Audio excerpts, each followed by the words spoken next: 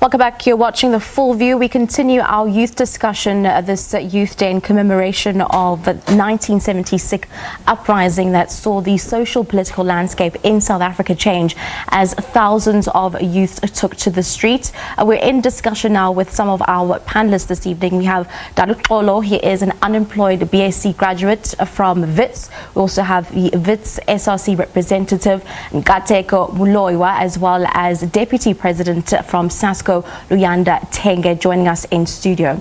So earlier on, just before we took an ad break, we were talking about the disconnect that there seems to be between actually graduating and whether or not once you have graduated, whether you actually do have the skills required to actually make it in the workplace, apart from actually having a degree.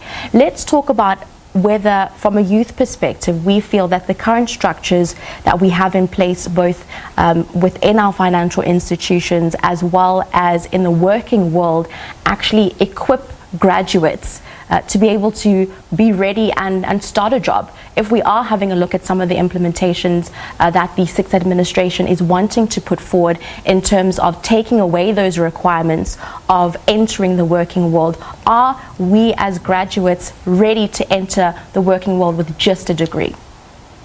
Firstly, I'm also a graduate from the University of the Witwatersrand, and I think we are more than capable of going into the job market. But the problem now is the job market open for us? That is the main problem. The problem is not us not being capable. The problem is it open enough? Even if they were to remove the experience part, say without experience, with or without experience, as long as you have the necessary qualification for this job, you can apply for it. There are people out there who have been in the job market for 6 years or more, right? They will be the first ones to want to go and work there, right? Do you understand?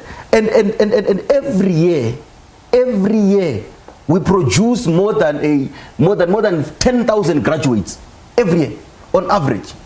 We have over 14 million people on the unemployed list. And most of them are more than capable. Most of them are graduates. They are more than capable of running the job within the job markets. They are more than capable of running the companies, of running the government institutions. But the problem now is, is the job market open for us as young people? Or is it reserved for a few?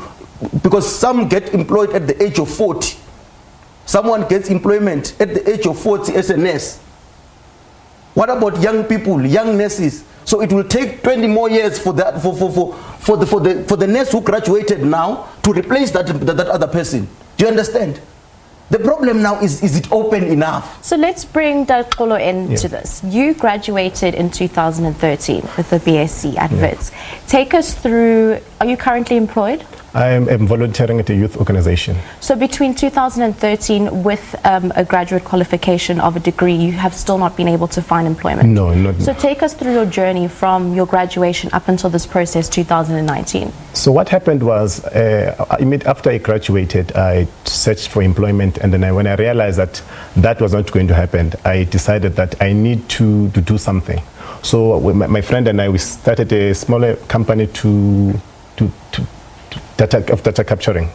So we were transcribing for a marketing company, but because we didn't have the necessary know-how and the necessary support, it ended up failing.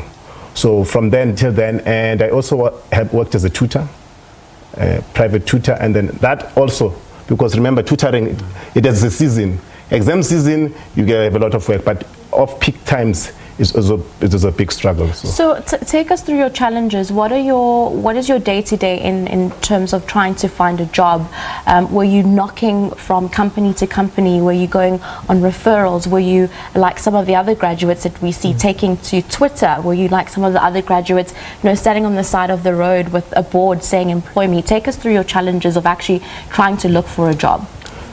Always on the internet, always looking for referrals from anyone that I know to say, I need something. I don't care what it has to do, what it has to entail, but I just need something because I am the oldest of 7.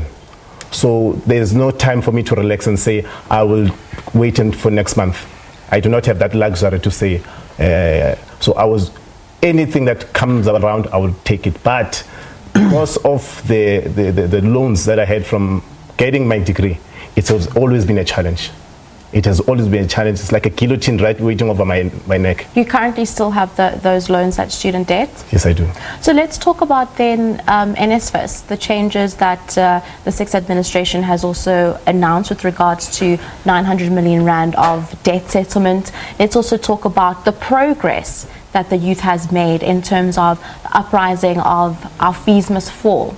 No one, a couple of years ago would have ever anticipated the magnitude that fees must fall had countrywide, bringing it somewhat in the government to a standstill. Let's talk about the inroads that we've made along that.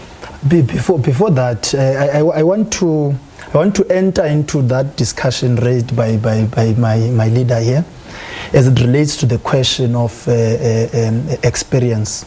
It goes back to that discussion I raised earlier on to say, one of our problems is the lack of cooperation by the private sector. For example, government have agreed to our call to say, let us strip off the experience that when the post is issued, it would say 3 or 5 years experience for one to be employed, especially to entry-level post. It goes back to that discussion because it is private sector that continues. When they are publicizing their posts, they would say there must be this experience and experience. And in public sector, at least some other department, they are trying, but even there, they have not fully implemented it. And it's a struggle that you must carry to say, government, what we have discussed with you and you agreed, you must implement it, because we can't discuss one and the same thing from time to time and you agree with us, but you don't implement it. But secondly, to my brother next to me, you see what he is raising is a reality that is faced by black people in particular, young black people in our societies. You go to Eastern Cape, KZN, in particular rural provinces, even in urban provinces, because I'm sure he's coming from here, Gauteng. We are facing that particular challenge of having many graduates that have graduated into institutions of higher learning, but they are not getting employment. And they have been languishing since they have graduated. Some of them, they have graduated since 2010, and even now, they have not yet got jobs. But the question now, to come closer to your question, as it relates to the strides that we have made up to this far in relation to the question of student debt and NSFAS. You see, the generation of student movement that came about winning the struggle, true fees must fall.